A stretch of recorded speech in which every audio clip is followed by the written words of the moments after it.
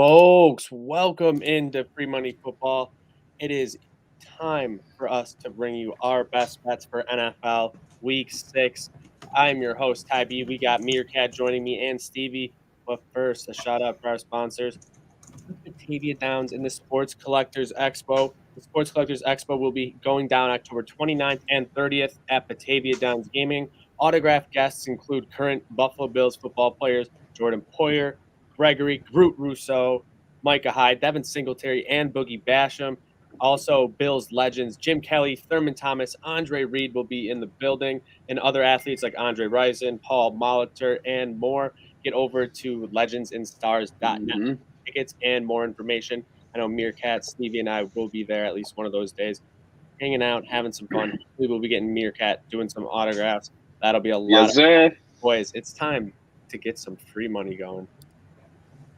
Let's go. I'm hyped up. We don't have to stress about the Bills today. Don't get me wrong. Monday Night Football's fine. I hate waiting for them, whatever.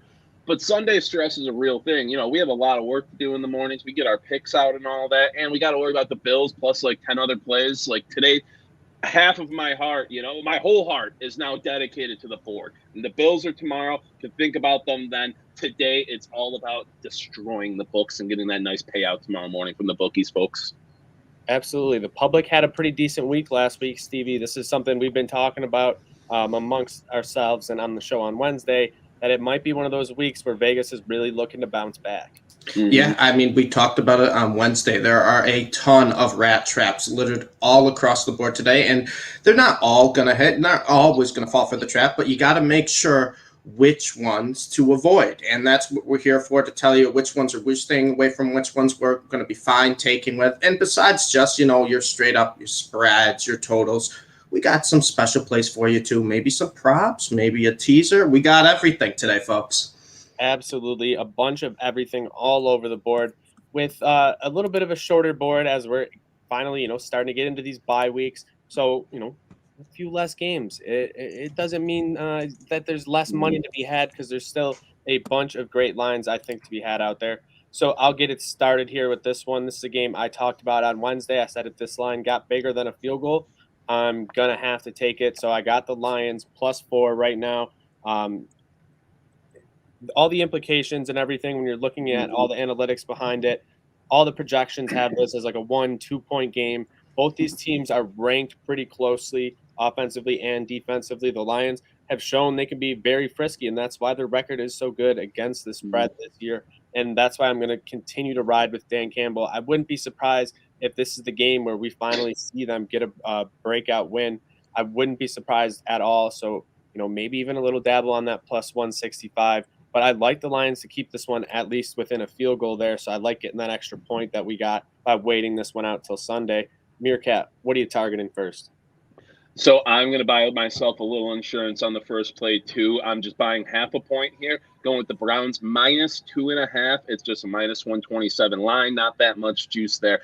I just feel more comfortable with it not being 3 because I think this might be a close game. But to me, the Browns are really just a better team than the Cardinals. You can't overvalue their 5-0. They have one good win in there. One. And the Browns, they're Justin Herbert being the next big thing away from a 4-1 record and looking good. Baker been solid. I know there's no Chubb this week, so I think people are going to be like, "Oh, what are the Browns going to do?" But Kareem Hunt's been incredible this year. He's averaging 5.4 yards a carry. He leads that team in catches and targets right now. He's a weapon in many ways. And I know he's a little banged up right now, but he's still going to be a weapon for them and a force with Chubb out to a defense that's allowing 139 yards per game on the ground too. And we'll look at the Cardinals defense. They're probably going to be missing Chandler Jones unless I haven't checked the news, unless he miraculously passes his COVID protocols this morning. He's out. Their head coach, Cliff Kingsbury, is out. Their anchor on the offensive line, Rodney Hudson, is out. They have some big misses. And yeah, Kingsbury's kind of a dickhead. I'm not a big fan of him. But not having your head coach on the sidelines is a major, major blow to this team. And Kyler, that shoulder injury flared up last week. I always bring it up. He starts the season crazy hot. Injuries start to pile up because he's frail. The way he plays, he doesn't protect his body. And then they drop off. And you're already seeing it now with the shoulder being hurt. And Kevin Stefanski, 6-0 straight up after a loss as the Browns head coach. Absolutely. I think we all love that play, Meerkat. We've been Yeah. talking about it in the group chat all week. We Mhm. still love the Browns. No matter all the news we've been hearing, it's still been Browns, Browns, Browns, Browns. Hopefully they pull through for us. Stevie, what are you looking at? Well, Meerkat took one of my plays right there with the Browns. I love that. So I'm going to take one of his, and I'm going with the Chargers +3 against the Ravens. This is a big thing for me. This is kind of like an MVP showdown between Lamar and Justin Herbert. And everyone was praising Lamar for his big comeback win Monday night against the Colts in overtime. But let's not forget the Colts were up 22-3 for until late in the third quarter.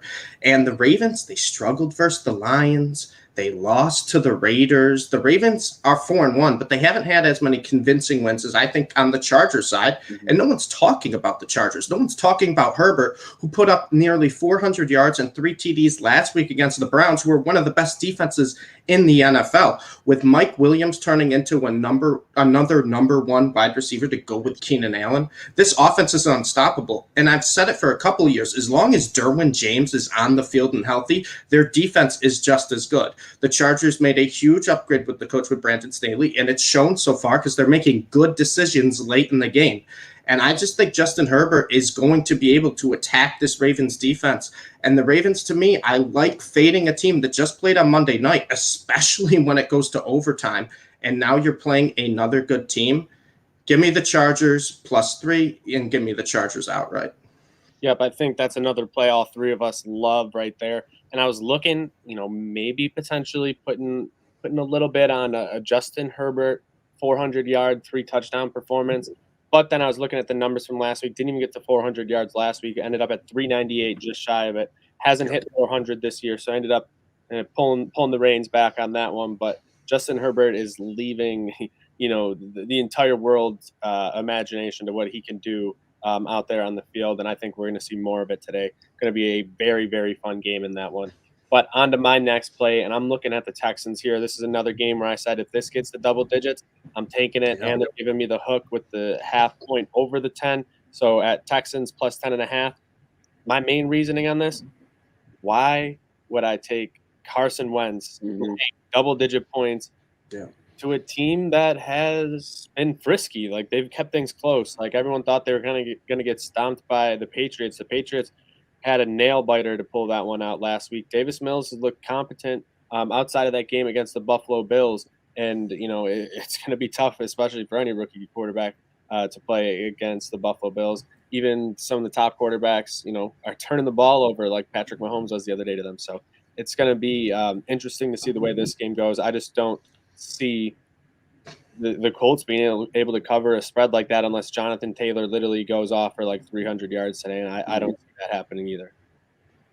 Yeah, Jonathan Taylor's looked good recently, but that team just doesn't look good. And I mean, it's the classic trope. The Texans get paid to play football too. I mean, they've been frisky all year. It's just an absurd line there. I love that, Ty. My next play, don't have a lot of notes on it. We were talking about rat traps earlier. Brought up the Philly game. Me and Stevie were all over Philly in that because the whole world was on Tampa and the line wasn't moving. It just wasn't. And that's when Vegas is like, all right, we got to make up for last week, like Ty brought up.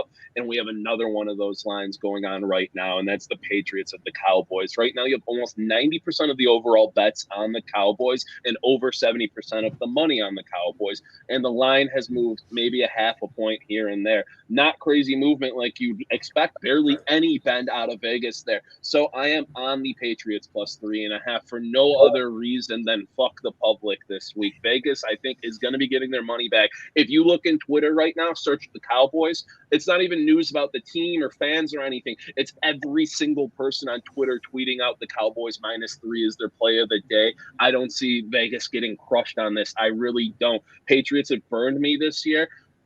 I just have to take it. Patriots +3.5.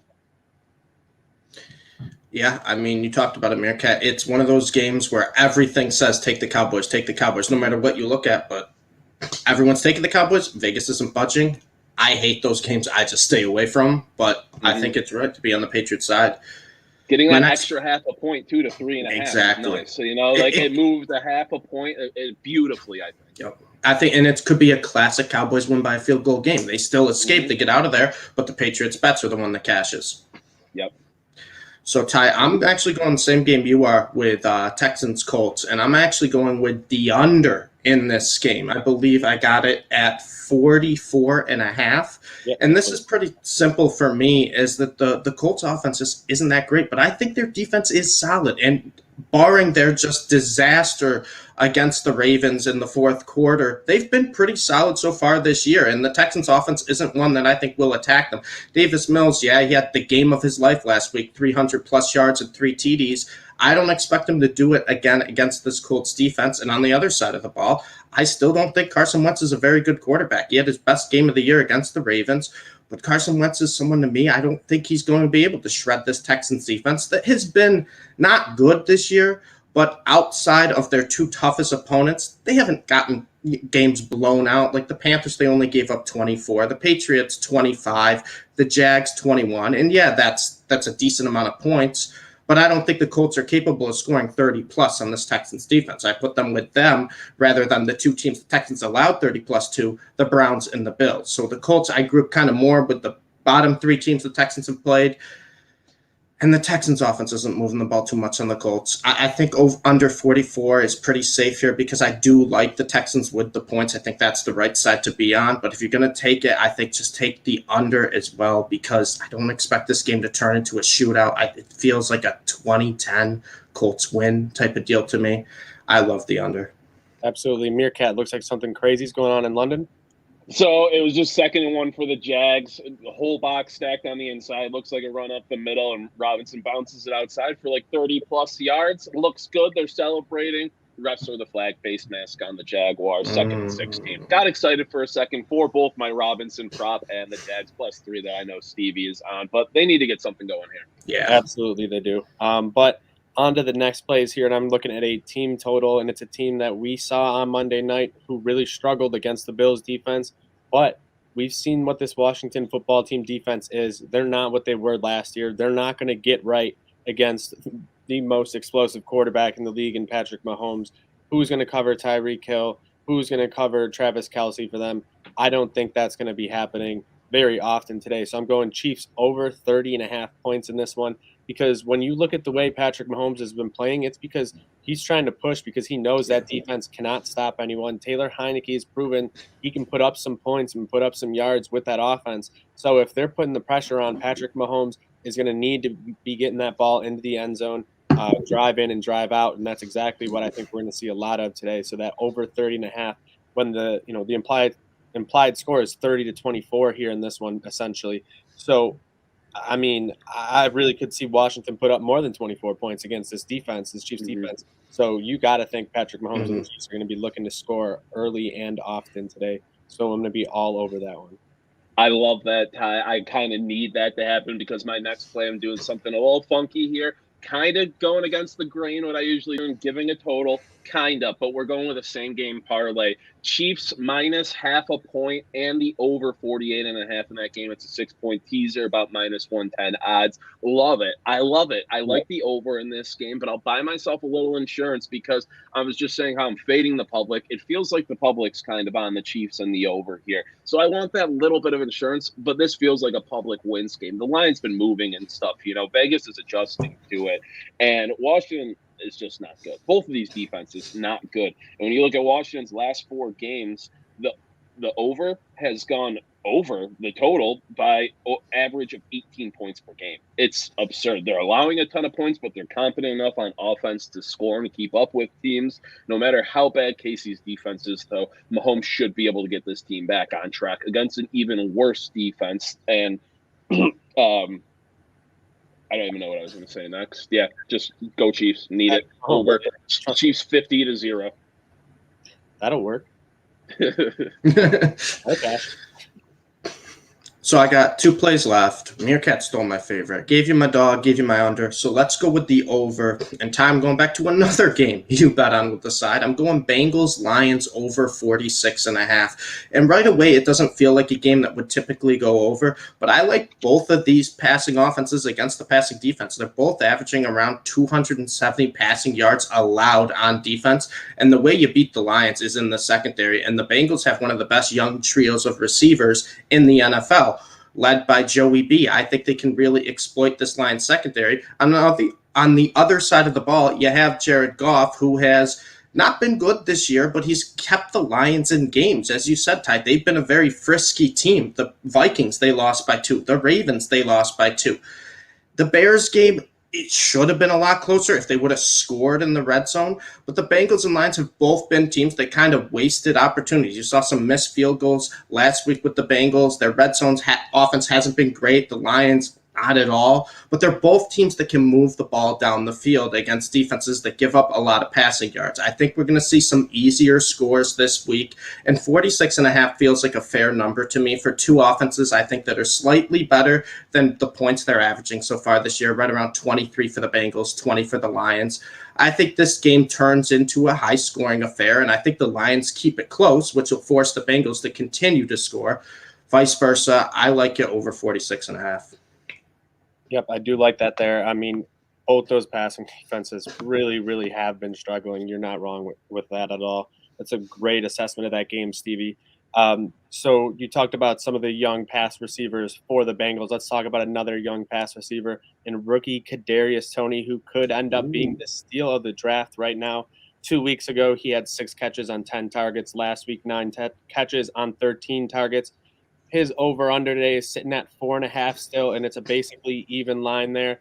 Absolutely hammer that over. Daniel Jones and anyone who's going to be playing quarterback for them is going to be looking to Kadarius Toney over and over again. It took some injuries for Toney to really get the spotlight, and he's not going to step out of it now at this point. He's proven that he can be, a potential wide receiver 1 in this league, and he's making some incredible grabs for this team right now and really keeping them in some games. So I think over 4.5 catches, that's just easy money. And also, Hunter Renfrow, over 4.5. Doing it again. It's getting juicy now. It's to minus 165. So, use that as parlay fodder if you want. Throw it with move one of these other lines in some of these other games we're giving out, and get yourself some free money out there. It's there to be had. That's why you got to go through these player props too, and that's what we're here for. But Meerkat, what are you looking at next? I mean, I got to still give it out, even though Stevie took it from me. I'm going with the Chargers money line plus 118. Wherever you're looking, it's right in that range. It's just a line I don't really get. In my mind, the Chargers are the second best team in the NFL behind the Buffalo Bills right now, even with their weaknesses on defense, because Justin Herbert can overcome that. We saw Herbert's arm and Eckler outpace Chunt last week, who were abusing their bad rush defense for sure. But their offense can outpace it. They can stay ahead of teams if they need to. They can come back. And this might be another game that it comes down to who has the ball last. But I think they can just outclass the Ravens, even with their dangerous 4th-ranked rushing offense. Lamar missed some practice this week with an illness. Sammy, Ronnie Stanley, and Alejandro Villanueva all looking like they're going to be out today. Big blows to the offensive line. Sammy, not the best guy, but he's their vet. He still plays a ton of snaps for them.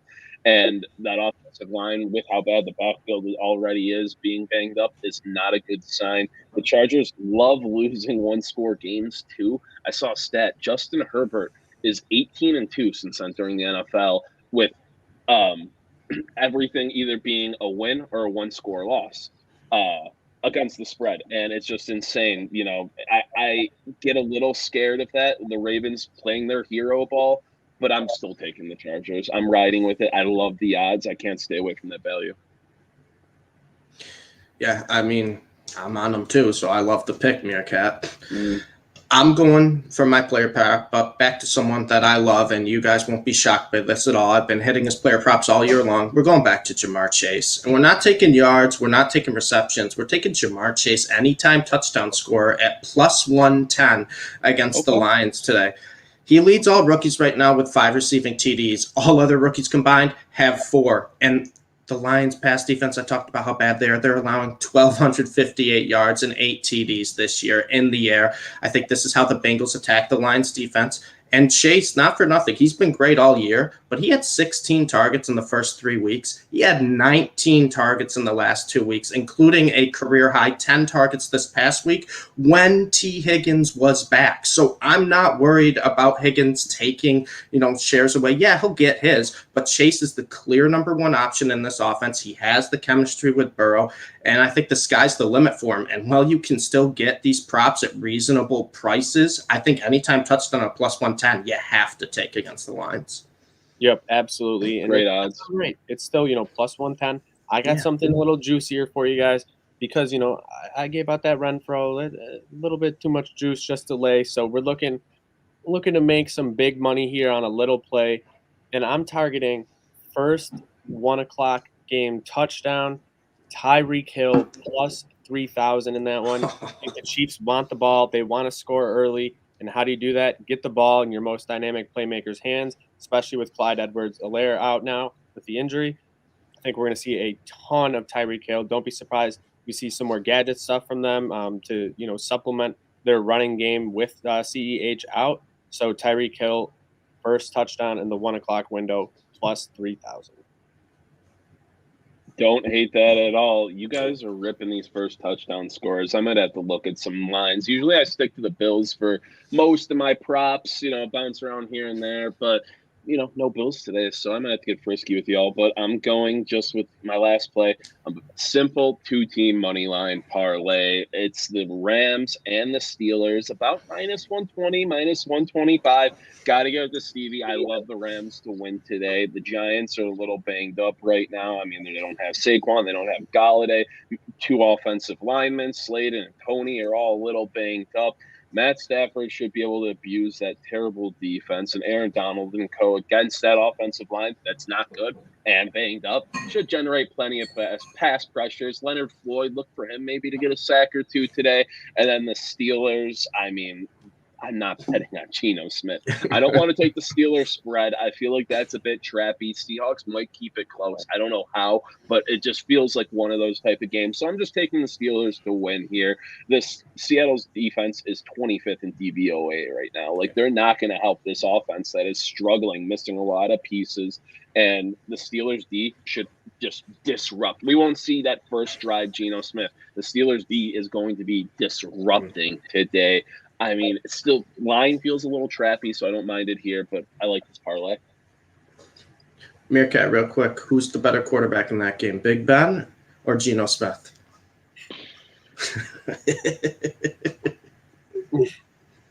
Big Ben. I don't want to be that mean.